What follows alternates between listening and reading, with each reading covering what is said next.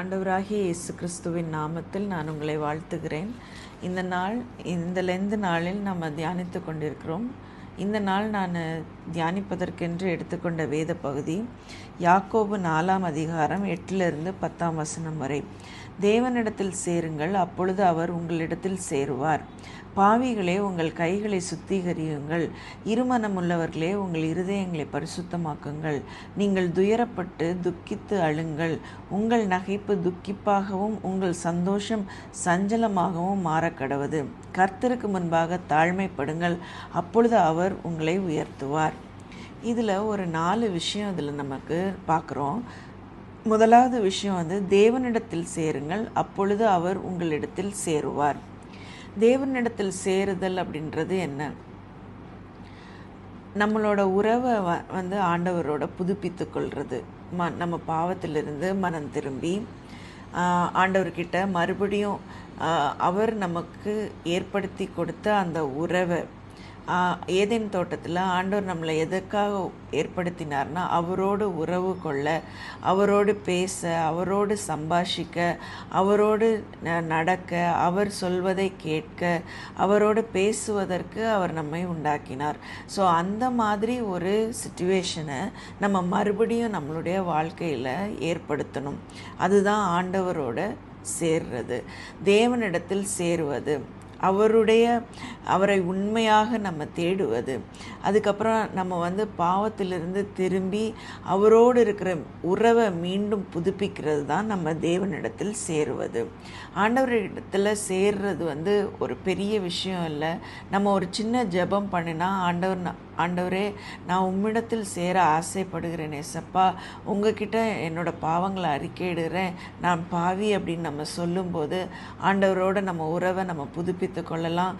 நாம் தினம் அவரிடத்தில் பேசுவதும் அவர் நம்மிடத்தில் வசனங்கள் மூலமாக பேசுவதும் இருக்கும்போது நம்மளோட உறவை நம்ம புதுப்பித்து கொள்வதற்கான கிருபைகள் நமக்கு உண்டாயிருக்குது.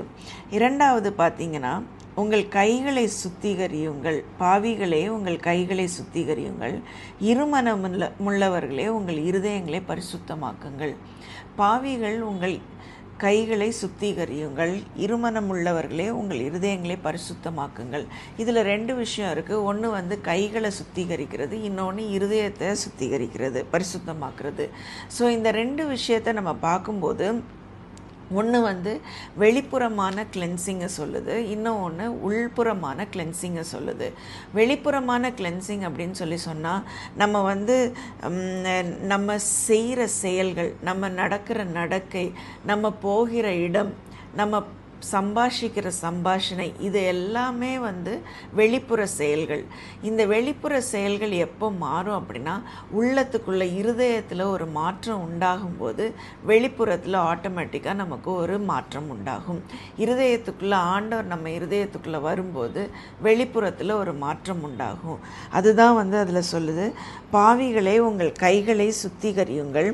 இருமனமுள்ளவர்களே, உங்கள் இருதயங்களை பரிசுத்தமாக்குங்கள். நம்ம இருதயத்தை பரிசுத்தமாக்கணும்னு நினைக்கும் போது நம்மளை சுற்றி இருக்கிற காரியங்கள் எல்லாவற்றையும் நம்ம மாற்றும்போது ஆட்டோமேட்டிக்காக நமக்கு இருதயத்தில் ஒரு சுத்திகரிப்பு உண்டாகுது. மூணாவது நீங்கள் பார்க்குறீங்க அப்படின்னா, நீங்கள் துயரப்பட்டு துக்கித்து அழுங்கள். உங்கள் நகைப்பு துக்கிப்பாகவும் உங்கள் சந்தோஷம் சஞ்சலமாகவும் மாறக்கடவது. இதில் என்ன சொல்லுது அப்படின்னா, துக்கித்து அழுங்கள் அப்படின்னு சொல்லி, துயரப்பட்டு துக்கித்து அழுங்கள். நான் இவ்வளோ பாவம் செஞ்சிட்டேனே, நான் இந்த மாதிரி ஒரு சூழ்நிலைக்குள்ளே நான் வந்துட்டேனே, ஆண்டவரே நீங்கள் என் கூட இருங்க அப்படின்னு நம்ம பாவத்தை உணர்ந்து, நம்மளுடைய பாவத்தை உணர்ந்து உண்மையாக அதுக்காக மனசில் வருத்தப்பட்டு ஆண்டவர்கிட்ட திரும்பணும் அப்படிங்கிறது தான் இதில் சொல்லுது. எல்லாமே ஆண்டவர்கிட்ட எப்படி நம்ம திரும்புறது, ஆண்டவரோட எப்படி நம்ம உறவை மேற்கொள்கிறது, ஆண்டவர்கிட்ட நம்ம எப்படி மறுபடியும் நம்மளோட உறவை புதுப்பித்து கொள்கிறது. இந்த லெந்து காலத்தில் நம்ம பண்ண வேண்டிய அந்த ஒரு விஷயம், ஆண்டவரோட நமக்கு இருக்கிற அந்த உறவை நம்ம புதுப்பித்து கொள்ளணும். ஆண்டவரோடு இருக்கிற நம்மளோட ரிலேஷன்ஷிப்பை எந்த அளவுக்கு நம்ம மேம்படுத்தணும், எந்த அளவுக்கு அவரோட நம்ம இன்டிமேட்டாக இருக்கணுங்கிறது தான் இந்த லெந்து காலத்தில் நம்ம யோசிக்க வேண்டிய ஒரு விஷயம். அதற்கு ஏற்ற மாதிரி தான் நம்ம இந்த நாளில் தியானித்து கொண்டிருக்கிறோம். அதனால் நம்ம வந்து துக்கித்து அழுது, ஆண்டவரே நீர் என்னோடு இரும் ஆண்டவரே, நான் பாவம் செய்துட்டேன், என்னை மன்னிங்க அப்படின்னு நம்ம கேட்கும்போது ஆண்டவர் நமக்கு அதற்கு ஏற்ற பலனை நமக்கு கொடுக்கிறார். 4வதாக, கர்த்தருக்கு முன்பாக தாழ்மைப்படுங்கள். நம்ம வந்து நமக்கு எல்லாமே தெரியும் அப்படின்ற மாதிரி நம்ம இல்லாமல் ஆண்டவருக்கு முன்பாக நம்ம தாழ்மைப்படணும்.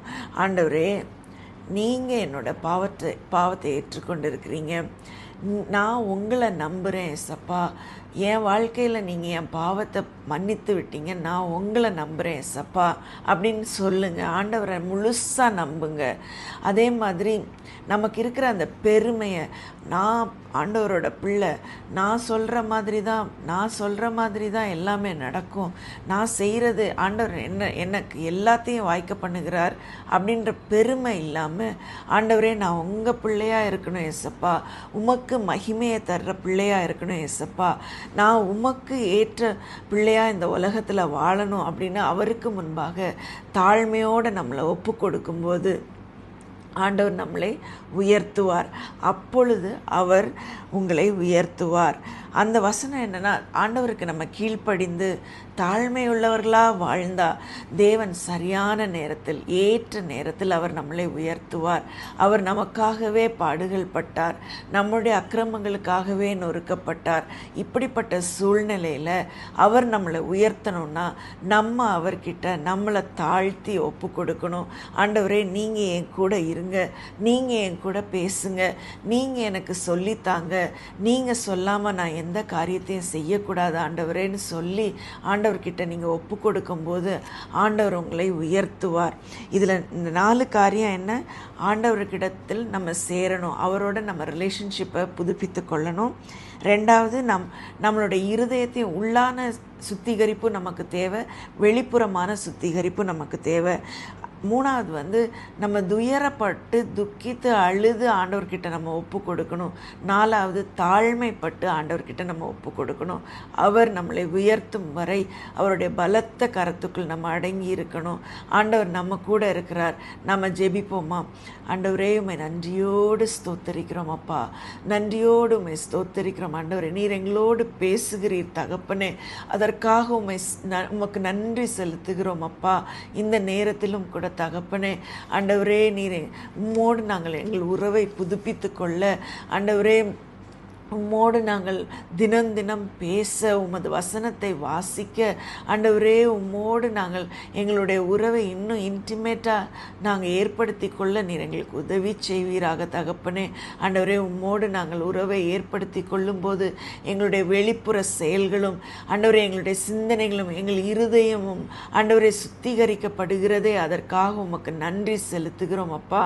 அப்பா, உமக்கு ஸ்தோத்திரம் ஸ்தோத்திரம் ஆண்டவரே. ஆண்டவரே, உமக்கு ஸ்தோத்திரம் ஆண்டவரே.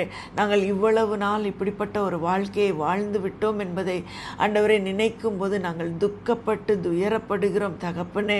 அப்பா, எங்களை ஒப்பு கொடுக்கிறோம் ராஜா. நீர் எங்களுக்காக சிலுவையில் அடிக்கப்பட்டீர், நீர் எங்களுக்காக நொறுக்கப்பட்டீர், எங்கள் அக்கிரமங்களுக்காக நீர் காயப்பட்டீர் தகப்பனே. ஆண்டவரே, அதை எண்ணி ஆண்டவரே உமக்கு நன்றி செலுத்த எங்களுக்கு ஒரு தருணத்தை ஏற்படுத்தி கொடுத்திருக்கிறீர். அதற்காக உமக்கு நன்றி செலுத்துகிறோம் அப்பா. நாங்கள் தாழ்மைப்பட எங்களுக்கு உதவி செய்யுங்க ஆண்டவரே. தாழ்மையோடு இருக்க எங்களுக்கு உதவி செய்யுங்க. உங்கள் கரத்தில் எங்களை ஒப்பு கொடுக்குறோம் தகப்பனே. ஆண்டவரே, தாழ்மை உள்ளவர்களுக்கு ஆண்டவரே நீர் துணை செய்கிற தேவன், பெருமை உள்ளவர்களுக்கு நீர் எதிர்த்து நிற்கிற தேவன். ஆண்டவரே, பெருமையான சிந்தனை எதுவும் எங்களுக்குள் வந்து விடாதபடி ஆண்டவரே உம்முடைய பாதத்தில் நாங்கள் தாழ்மையோடு எங்களை ஒப்பு கொடுக்குறோம் தகப்பனே.